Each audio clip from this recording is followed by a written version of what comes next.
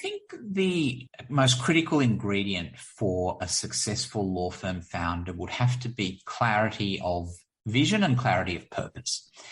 And when I talk about that, I'm not necessarily talking about them having to have, a grandiose vision of what it is that they want to do with their firm. But I think they need to have the clarity of being able to answer in respect of themselves why it is that they are doing what they are doing. Why are they about to embark on this particular venture? I've loved change, and I've loved, as I've said to you, and we've talked about before, Claire, in previous conversations, I've loved the mistakes that I've made. I love the failures. The successes have been great, but the failures have been even better. Because that's how we've learned, and this constant agility around, okay, we've tried that, didn't work, back to the drawing board. I totally agree. I often say to my team, my gift to you is my mistakes and how I've learned from them and recovered from it. That's actually the best stuff that I can give you. What I've now learned is that it's not about the number of people. It's not about the locations. For me, it's about, is our value proposition relevant on an ongoing basis and continuing to be relevant? And is the firm achieving the financial targets? And so if you're going to be, and this has been my experience, that whatever the firm might be called, the brand is still very much about me and my personal brand. If I had wanted to be successful in a different market or overseas, I think I could be, but it will take me.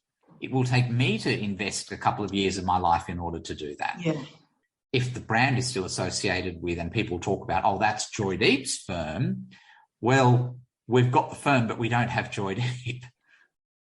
I had the most amazing conversation with Professor Ashish Nanda. And I remember it was at the end of a long day, and I went into the room. I felt so bad because he was so tired. He'd been teaching, and then he'd been having all of these, catch-ups with the students. And I put this proposition to him, and he just very simply said, the theory about don't work in the business, work on the business holds true in every industry except for professional services. Firstly, if you work on the business and not in the business, your clients will be unsatisfied. Your clients want you. Your clients need you. He said, secondly, internally, you will lose credibility with your team. Sometimes when I have issues, I reach out to you and, we have a chat about stuff. And I found that even across time zones and, say, thousands of miles, that is tremendously kind of reassuring and helpful. I've drawn a huge amount from the conversations that we've had, and I think there's something that's wonderfully comforting about just knowing that you're not alone. And so whether it's formal advice or guidance or just that shared experience or commonality of experience can be so encouraging and energizing. What are your thoughts on legacy? It's almost somehow frowned upon, or it's not expected or the done thing to be going into the venture thinking that it is limited or confined only to the duration of what you're prepared to give to it. And so people go into it thinking, and almost thinking that it is expected of them that they will create a legacy, that they will build something that is sustainable and that lasts well beyond them. But there's no rule book that says that you have to do that.